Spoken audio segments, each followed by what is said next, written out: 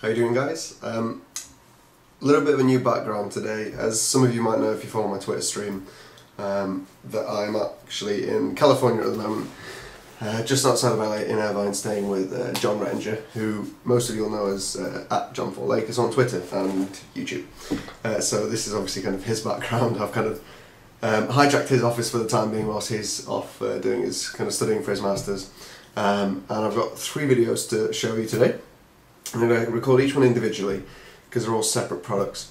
The first one I'm going to do is the first impressions of the Zune HD, which obviously we can't buy in the UK, so whilst I'm here I figured I may as well record it, have a play around with it. I've played around for about an hour and a half. Hasn't got too much content loaded on there at the moment, but it gives you enough of an idea of kind of what it will be, and obviously if it comes to the UK marketplace, awesome. So that'll be video number 1. Video number 2 is going to be my first impressions of the Amazon Kindle, which I actually pre-ordered today for the US international version. So it can obviously be used in the US and in the UK as well with AT&T International. So that's video number 2. Video number 3 is going to be my impressions of the iPod Nano 5th generation. I haven't actually gone and bought this because I've still basically stuck with the little fat Nano because I'm obviously, with having the iPhone MP3 player, I don't really need it. But John has one and I've pinched it for the time being, and we're going to have another video of that. So first of all, we're going to go into the review of the Amazon Kindle.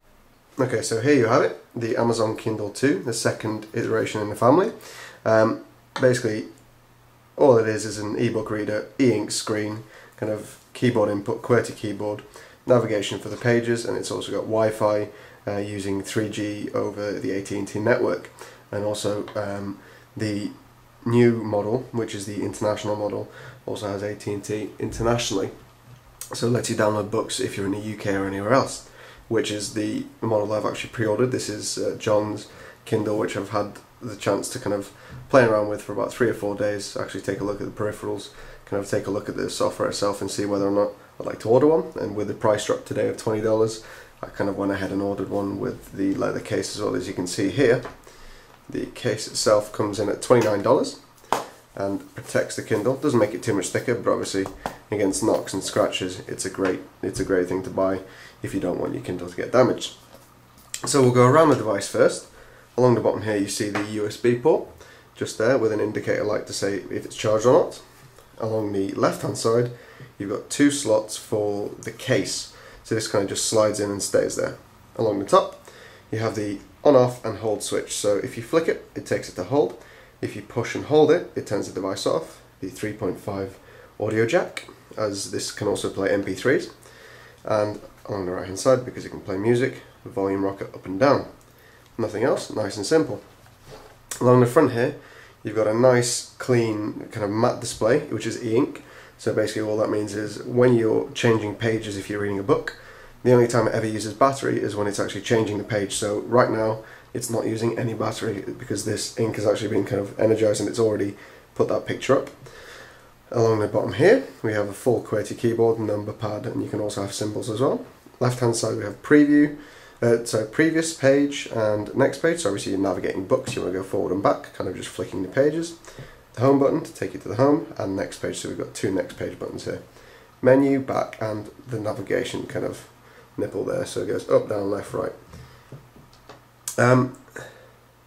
Going into kind of more of an overview of my experience and first impressions, I like this device, and obviously I pre-ordered it because I like it. There's a couple of things that do put me off a little bit, although kind of thinking about it a little bit more you realise why it's been done that way. Intuitively I'd like to press the buttons on the outside, but if you think about it, when you're holding the book itself, you're kind of holding it like this and it's going to press the buttons, so it's going to take you to the next page. So obviously they learnt from the first iteration of the Kindle, and now the only way to press these buttons is on the inside of the button itself. So you go home, next page. So it's rather than being on the outside when you put your thumb or your hand down, it's actually going to be on the inside. So that's the only way to press the button. It's kind of going against intuition, pressing outside, but obviously the way you use the device kind of suggests that it's going to flick pages back and forth and it's not going to be very useful. So I'll take you over a software overview. If we flick the hold switch on, that should come back on. There we go, it's just powering up now. Now you see that kind of slight flicker of the screen is actually as it's changing kind of obviously the layer of the e-ink, and that's the only time it ever uses battery, as I said. At the moment it has the 3G Wi-Fi turned on and obviously the battery indicator. As you can see here, this is John's Kindle and I'm on the Kindle store. I'll go home from that. We go back and it's basically just going to take you to your main menu listing. As you can see here, John has these books listed. So The Lost Symbol by Darren Brown. Nice and easy to navigate. You just flick up and down. Nice and simple, nothing too special about that. And then the menu system allows you to either turn on and off the wireless, which is AT&T 3G, shop in the Kindle store, which you have to have an account for, an Amazon account obviously, view the archived items, so obviously if you've got content on here that you've kind of archived and you don't want to see anymore, you can look at that. Search, so you can search through your Kindle if you want something specific and you don't want to navigate through. Your settings, it gives you settings about your email address, things like that, and also you can have an email like joeblogs@kindle.com, and then what that will let you do is let you actually send documents to your Kindle so you can view them on here. Experimental is basically just the web browsing, playing MP3s and text-to-speech, so it's not officially supported but it is there.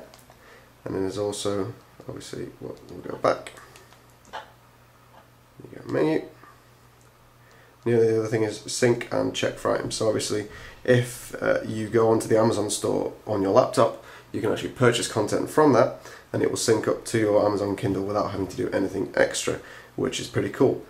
One of the key things, obviously with it being an e-reader, an e-book reader, you want the display to be easy to look at, easy to kind of look at for a long time, because if you're reading long books you're obviously going to be staring at it for quite a while. So let's just go into Dan Brown, The Lost Symbol, and this is an example page which I don't think any copyright issues, it's just about the author. As you can see there, it's actually very clear. It's got a relatively good viewing angle because obviously with the e-ink there's nothing much to it, it's not always on. So you can kind of see from that you can actually see it constantly, pretty much. Very sharp resolution. I'm not quite sure of the exact specs, but you can kind of Google that and find it out nice and easily. And because it's not a high contrast screen, it's not very bright whilst you're looking at it, it's more dull and easy to focus on. I think over a prolonged period of time it doesn't actually stretch your eyes. The longest I've read on this is about half an hour. So that's not a very long book, it's only a couple of pages. I'm a slow reader. But having said that, it doesn't strain your eyes too much, and I was quite happy to read it. Obviously, as I've said, I've ordered the international version of the Kindle. But on first impressions, very good device. The only other quirk I had, other than the buttons, is when you actually change the page, you'll see for a second it kind of blitzes out and then comes back in as it changes the page. But if you look closely on some of the pages, if I go home, sometimes, I don't know if you can actually pick it up on the camera there, but sometimes there's kind of, if you can see at the top, it may well say John's Kindle and something else like the title of the book. Because it's obviously e-ink, you can see residue of the old image and obviously the old text and everything else you had on there, which is kind of irritating, but it's obviously kind of a drawback of the technology itself.